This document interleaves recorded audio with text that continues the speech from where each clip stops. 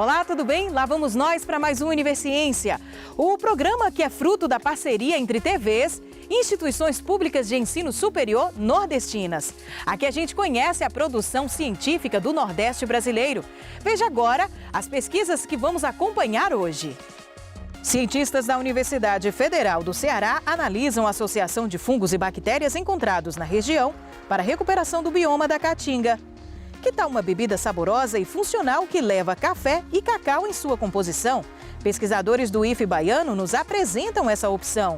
E ainda, no Rio Grande do Norte, a Universidade Federal Rural do Semiárido trabalha com melhoramento genético das abelhas rainhas. Isso e muito mais você confere agora no Universiência.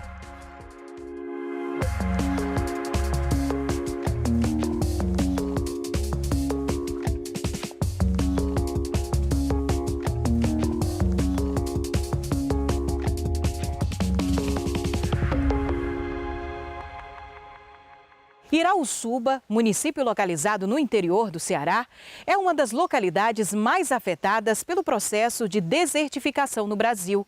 Um estudo desenvolvido por pesquisadores da Universidade Federal do Ceará analisa como os consórcios de fungos e bactérias encontrados na região podem auxiliar no processo de recuperação do bioma da Caatinga. Esse projeto, projeto de microbioma da Caatinga, é um projeto que começou com uma visita a uma área de desertificação no município de Irauçuba. Aquela área ela é uma das áreas mais críticas em processo de desertificação que existe no Brasil. Foi caracterizado alguns núcleos de desertificação no Brasil. Qual que era a ideia desses núcleos? A gente ter áreas piloto, em que aquele processo estava em estágio mais avançado. Para quê? Para a gente estudar intensamente esses ambientes e eles servirem de modelo para a gente recuperar outras áreas da Caatinga que também estão sofrendo por esse processo. O Irauçuba é um desses núcleos, é uma dessas áreas piloto, em que esse processo de desertificação está em um estágio assim bem avançado. Em 2014 eu tive contato com essa área, levada por um colega, professor aposentado do meu departamento, professor José Gerardo, e ele começou esse trabalho lá há muitos anos. E no ano 2000, ele e os seus colegas na época, eles fecharam umas áreas, cercaram essas áreas, e deixaram essas áreas em recuperação natural. Eles cercaram essas áreas para manter como testemunho, que a gente chama área testemunho para estudo. Então, essa área fora da cerca, ela está sujeita a todos os impactos do homem, do campo lá, que estava fazendo com a pastagem excessiva, colocar animais em número além do que as plantas conseguem alimentar. E essa área em recuperação estaria protegida da entrada desses animais e ficariam lá para a natureza se recuperar naturalmente. O projeto começa fazendo coletas de amostras de solo e de plantas. Então, trazendo o solo para o laboratório, sob condições próprias para a pesquisa, a gente começa a analisar esse solo sob o ponto de vista químico, quais são os elementos químicos que tem aqui, físicos, suas características, pH, umidade, quanto tem de água, é mais seco do que o outro, e biológico, que são fundamentalmente ali os micro-organismos que têm um papel fundamental para ajudar na recuperação desse solo. É isso que nós estamos estudando com todas as técnicas e é o que nós pretendemos explorar desses micro-organismos. Então, quem são os micro-organismos que suportam as condições de lá e que são benéficos para as plantas que a gente quer recuperar, que são as espécies lá da Caatinga. Aqui no laboratório a gente trabalha com micro-organismos isolados do solo de Irauçuba.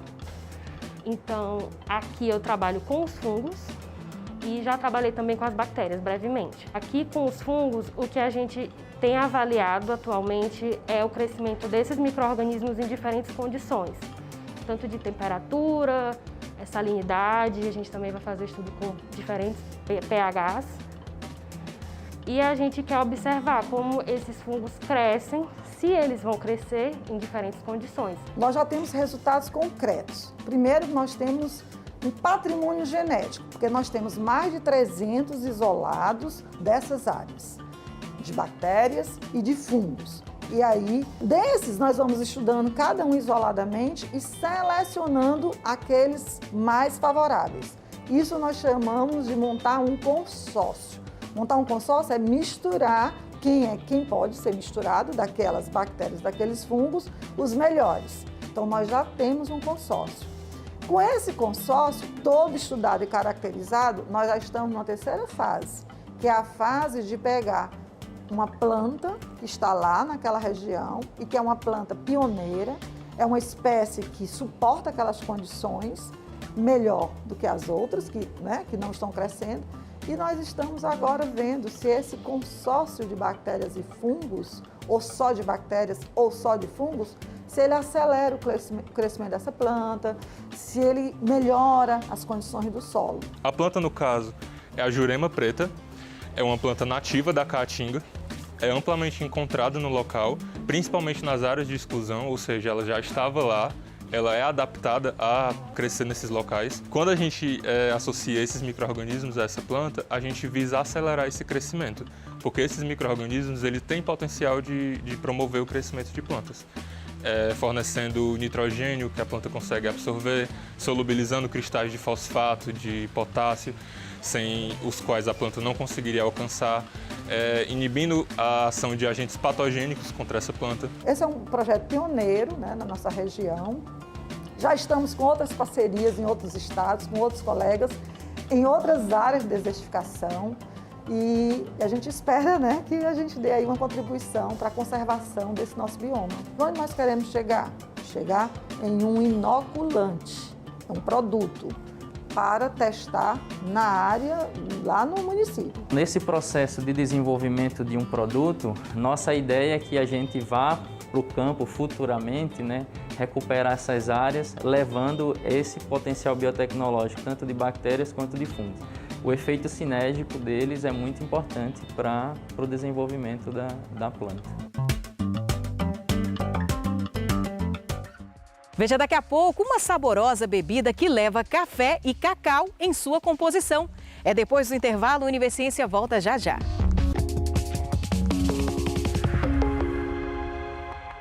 O desenvolvimento de produtos à base de cacau gera resíduos que geralmente são descartados. A casca das amêndoas é um dos subprodutos que podem ser aproveitados, pois tem baixo custo e alto valor nutritivo, o que atende às novas exigências do mercado consumidor, que busca cada vez mais alimentos saudáveis e sustentáveis. Com o desenvolvimento de um café que leva farelo de cacau na composição, os cientistas do IFE baiano valorizam esses resíduos, ao mesmo tempo que possibilitam o aumento da lucratividade de produtores e ainda disponibilizam uma bebida de caráter funcional a apreciadores do café, que é uma das bebidas mais consumidas no mundo. Esse trabalho de pesquisa é um trabalho que visa a gente desenvolver uma bebida à base de café, utilizando aí também o farelo de cacau. O farelo de cacau é um subproduto do chocolate, então aquela casca que a gente tira da amêndoa, que é descartada no meio ambiente e normalmente não se usa.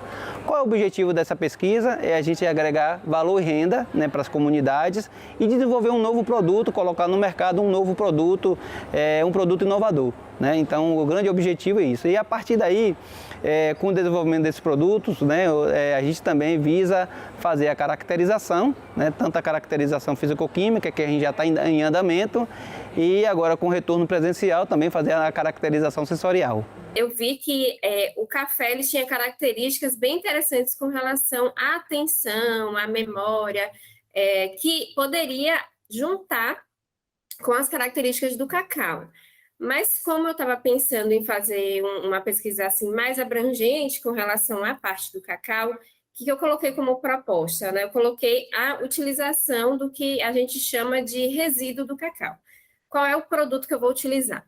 Então, a gente vai utilizar, a nossa pesquisa vai ser avaliar a função dessa bebida quente com a utilização do café em pó misturado com o farelo do cacau. O que é esse farelo do cacau? Esse farelo ele é obtido depois do processo da torra, Lembrando que antes da torra, tem a parte da fermentação, tem a parte da secagem, e depois a gente leva para o processo de torra. Nesse processo de torra, a temperaturas controladas, em um tempo controlado, para fazer com que tenha esse desenvolvimento de características mais diferenciadas ali da amêndoa, né? Após esse processo de torra, a separação da parte interna da amêndoa, que é o que a gente chama de nibs do cacau, que ele vai para o processo do chocolate, né? Que é um dos produtos mais caros, né? Que a gente diz da indústria de chocolate. E a parte de fora é como se fosse uma casca, que é o que a gente chama de farelo, que obtém depois da etapa desse descascamento. Então, passa pelo processo de torra e depois passa pelo processo de descascamento. Normalmente, as indústrias que utilizam, né, o cacau como produto para produção de chocolate não têm essa utilização desse resíduo, que é o que a gente chama de farelo. Então, eles pegam esse farelo e levam para combustão, né, para fazer como se fosse forma de energia, ou levam para alimentação animal, mas nada que reutilize para a alimentação humana. Então, e hoje já tem vários estudos, várias pesquisas que levam em consideração as características antioxidantes da parte do farelo do cacau. Então, o que eu pensei? A gente poderia juntar o pó do farelo do cacau, que tem características, né, antioxidantes, teobromina, que auxilia também na parte de atenção, junto com o café, que é uma bebida altamente consumida, né? Então, o que a gente pensou? Em produzir uma bebida quente, misturando o pó do café como base e porcentagens diferentes do farelo de cacau, para ver se tem aquela aceitação. Até porque o farelo, apesar de não ter, né, aquela parte interna do nibs, né, às vezes, até na etapa do descascamento, vai um pouquinho de nibs e ele acaba tendo aquele aroma, né, que a gente lembra do chocolate, ele acaba tendo aquelas características que o próprio nibs do cacau ali vai ter. Mas tudo isso vai ser testado, né? Estamos ainda em processo de aplicação laboratorial. Além de toda essa parte de laboratório, também vamos testar a aceitação. Vamos fazer análise sensorial com provadores. Antes de fazer essa análise sensorial, vamos recrutar provadores que têm características que consomem o café, né? Porque tem que ser pessoas que gostem do café, já que o nosso café não vai ser, a nossa bebida quente não vai ser adoçada. Então, uma coisa é você gostar de café adoçado, outra coisa é você gostar de café sem açúcar. Então, a gente vai fazer todo um recrutamento para levar as pessoas que gostam mesmo, né, do aroma do café, das características do café, já que a nossa base da nossa bebida vai ser o café. Então, vamos utilizar a porcentagem maior de café e, em cima, utilizar as nossas porcentagens de farelo.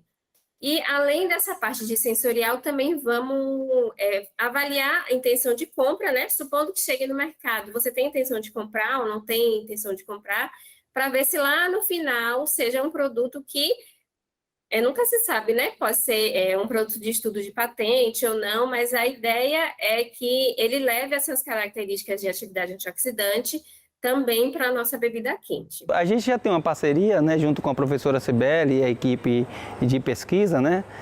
E esses alunos que estão desenvolvendo esse projeto assim são alunos da pós-graduação em Ciência e Tecnologia de Alimentos, com ênfase em cacau e chocolate, e foram egressos lá da UESB, do programa de pós-graduação em Ciência de Alimentos, né? Então, junto com o pessoal lá da UESB, a gente vem já discutindo esses projetos, né? E é isso, a ideia é a gente desenvolver esses produtos com foco regional, né? Que no caso nosso, da região cacaueira, o cacau. Se você agregar o café junto com um produto que advém ali do cacau, você vai estar gourmetizando. Uma coisa é você comprar uma bebida de café puro, outra coisa é você comprar uma bebida quente de café com farelo de cacau, né? Então, querendo ou não, a gente pode, sim, caracterizar essa parte de gourmetização do café. Caracterizando que tem muita gente que tem o prazer de produzir o seu próprio café, de ir lá, de coar o seu café, de sentir aquele aroma sendo liberado. Então, a ideia mais central com relação à comercialização do nosso produto seria em pó mesmo, seria o pó do farelo junto com o pó do café. Hoje no mercado, eu não sei aqui na região se tem, mas eu já vi na internet que já tem as cascas do farelo, que você pode fazer chá. Você pega a casca, faz aquela infusão com água e faz como se fosse um chá. Então, a nossa ideia é levar o produto como se fosse um saquinho e você vai lá e faz a sua bebida quente, aquece a água e faz a sua bebida. Em Mossoró, no Rio Grande do Norte, a Universidade Federal Rural do Semiárido trabalha com a produção de abelhas rainhas. A pesquisa com banco de rainhas é voltada para o melhoramento genético de abelhas conhecidas como africanizadas. A prática de introduzir essas abelhas geneticamente melhoradas pode aumentar em até 40% a produção de mel das colmeias. Local de experimentos para diversas culturas do semiárido, a Fazenda Experimental da UFES, na zona rural de Mossoró, no oeste do Rio Grande do Norte, agora também é campo para a produção de abelhas rainhas. Essas majestosas senhoras do semiárido, digamos assim, estão no radar de pesquisadores da graduação e da pós da universidade. São pelo menos 30 estudantes envolvidos nas pesquisas. Nailton se formou recentemente em agronomia, usando as abelhas como objeto de estudo. Na agronomia, durante a graduação, eu trabalhei com embalagens para fornecimento de bife proteico e agora no mestrado eu vou trabalhar na área de melhoramento genético com as abelhas rainhas. Aqui o trabalho começa nas colmeias, nessas cúpulas que os pesquisadores chamam de realeiras, onde se desenvolvem as rainhas. Depois de alguns dias na natureza, as cúpulas são recolhidas e colocadas na abertura desses frascos, com uma pequena tira de isopor e uma mistura de mel e açúcar refinado chamado de candy. Essa pequena tira de isopor facilita a saída da abelha da cúpula e o candy serve para alimentar o inseto no primeiro momento. Depois de 5 dias, as novas rainhas são colocadas nessas gaiolas de transporte, junto com outras 5 operárias e mais um pouco de candy. Depois, as rainhas são inseridas nas colmeias ainda dentro das gaiolas, para que as demais operárias se adaptem à nova abelha líder. Isso tudo só é possível graças às práticas de melhoramento genético.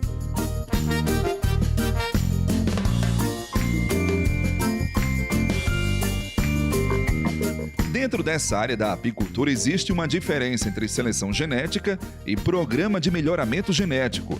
Um programa de melhoramento genético é mais amplo, envolve várias etapas, sendo a mais importante a seleção de abelhas matrizes para a formação de um banco de rainha.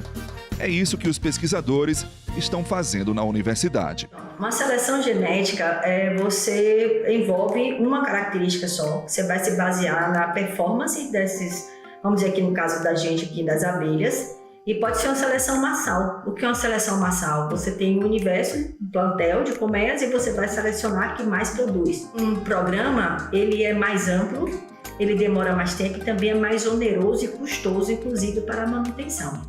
Lucas é aluno do doutorado do Programa de Ciência Animal da UFES. Nessa área de melhoramento genético, ele seleciona o sêmen dos zangões de abelha por meio de uma técnica chamada de criopreservação. A gente faz uma avaliação prévia de como estão os aspectos dos espermatozoides, como a motilidade, a viabilidade desses espermatozoides, e depois a gente vai para um processamento para congelação desses espermatozoides, desse sêmen, desses espermatozoides, e depois leva eles para o nitrogênio líquido, o qual ele fica submerso a menos 196 graus. O trabalho acontece no Laboratório de Conservação de Germoplasma Animal, mantido na UFES e coordenado pelo professor Alexandre Rodrigues. A pesquisa de Lucas pode ser considerada pioneira por fazer esse tipo de seleção de sêmen em abelhas africanizadas dentro do bioma da Caatinga. Os resultados já começam a aparecer. Durante o mestrado do Lucas, nós fomos investigar a parte reprodutiva dos machos dos zangões de abelhas, no intuito de a gente caracterizar o sêmen desses animais e verificar se existiam diferenças em relação ao período seco e período chuvoso. E de fato a gente observou que durante o período seco existe uma queda de qualidade espermática nesses animais, uma queda bastante significativa que se reflete numa menor capacidade de fertilidade. E dando continuidade a esse trabalho, para tentar resolver essa problemática, nós iniciamos os experimentos de doutorado do Lucas, que correspondem justamente à tentativa de formação de um biobanco, onde a gente vai criopreservar o sêmen desses zangões no intuito de, no futuro, utilizar esse sêmen para inseminação artificial de rainhas, para que a gente tenha, então, aumento de produtividade das abelhas também no período seco. Esse trabalho no laboratório e no campo reflete a necessidade de selecionar novas rainhas para a produtividade da colmeia, o que, consequentemente, pode aumentar a produção de mel para o apicultor. Você trabalhar com rainhas novas, só em você substituir a rainha, você já tem um aumento pelo menos de 40%. Isso na produção na produção de mel, né? E se você faz a substituição de uma rainha nova e com melhoramento genético, você pode duplicar essa produção. Segundo dados da Confederação Brasileira de Apicultura, o país conta atualmente com 350 mil apicultores e com potencial de ter muito mais. Por enquanto, esse trabalho de produção de novas abelhas na Fazenda da Alfessa acontece por demanda externa e também para suprir os experimentos.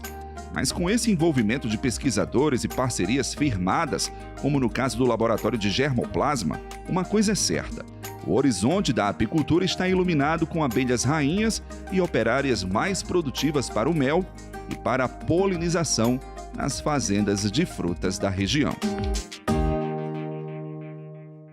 No próximo bloco, a gente conhece a Maria Livrão e suas contribuições para o ensino da pesquisa para alunos do ensino fundamental.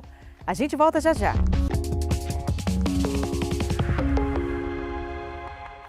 Maria Livrão. Este é o nome da personagem que surgiu em 2013 como uma boneca, criada a partir de uma caixa de sapato e quase 10 anos depois ganhou as telas do jogo Trilhou. Tudo isso para mostrar a estudantes do ensino fundamental as etapas de uma pesquisa escolar de forma lúdica. A ideia foi desenvolvida no programa de pós-graduação em Ciência da Informação da Universidade Federal de Sergipe.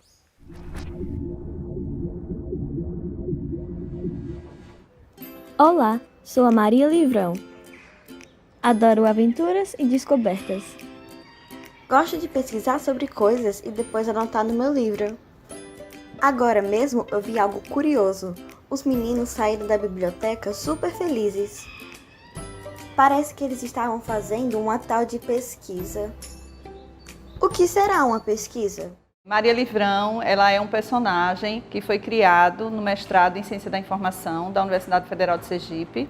E ela foi trazida como uma proposta, para o ensino fundamental, que de uma forma lúdica, criativa, a gente pudesse passar para as crianças como se faz uma pesquisa escolar, qual é o processo de uma pesquisa, Sair um pouco daquele copiar e colar, e trazer para as crianças esse assunto, essa temática da pesquisa escolar, mas de uma forma criativa, de uma forma lúdica, que eles pudessem entender. E o bibliotecário e o professor entram nesse jogo como mediadores. Esse jogo ele foi desenvolvido em parceria com o Departamento de Computação, com a professora Kênia Codel, com uma equipe de alunos de graduação da computação, que nos ajudaram a estruturar essa ferramenta. O jogo ele pode ser aplicado com o professor e o bibliotecário, mediador ou um ou outro, em qualquer ambiente da escola, certo? Ele é numa plataforma livre, então você acessa o jogo para poder eles entenderem essa questão da pesquisa escolar. Antes de uma temática, por exemplo, o professor vai fazer uma feira de ciências. Então, a gente tem lá uma suposta tema para eles pesquisarem. Então, como é que eu vou fazer essa pesquisa? Não é só ir no computador e abrir lá qualquer site que você abrir e pesquisar. Não, eles têm que saber como é que funciona esse processo de pesquisa. As contribuições desse jogo para o processo de ensino-aprendizagem dizem respeito à formação do pesquisador juvenil. Para que ele tenha um olhar crítico em relação ao uso das fontes de informação na internet. Saber que não é qualquer informação que ele pode, qualquer fonte que é confiável, e respeitar os direitos autorais, elaborar ideias. Então não é apenas um copia e cola da internet, Então existem várias habilidades aí durante o jogo que são trabalhadas com as crianças, que constituem habilidades de busca e uso da informação, que constituem a principal contribuição do jogo. A motivação do jogo, do desenvolvimento desse jogo, foi uma necessidade que eu encontrei dentro da biblioteca escolar, que eu já trabalho há mais de 10 anos, Então, as crianças não sabem fazer pesquisa escolar. Então, assim, foi uma necessidade e dessa necessidade foi a proposta que eu levei para o mestrado. O bibliotecário, ele é um mediador, né? Ele está ali para orientar a criança. Então, em cada fase, ele vai desenvolver ali as atividades, as ideias principais daquela fase. Então, ele é o profissional que tem uma capacitação, né, durante o curso para fazer essa orientação, para que o aluno passe por todas as etapas da pesquisa, né, uma série de elementos que vão ser trabalhados, e chegue ao final entendendo que a pesquisa é um processo, não apenas um produto final. O Universiência de hoje fica por aqui. No próximo programa traremos mais pesquisas para você conhecer.